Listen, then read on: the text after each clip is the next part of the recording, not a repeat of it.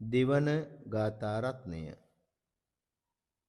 උයං හුං යන්ති සති මත්තු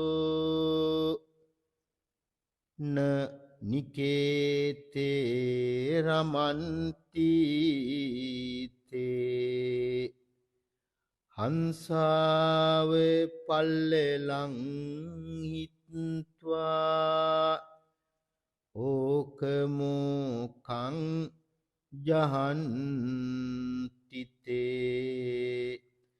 සිහිමත් උතුමෝ ධ්‍යාන සමාපත්තියෙහි යෙදෙත් එතුමෝ වාසය කරන ස්ථානයටවත් ඇලුම් නොකරන්නේය.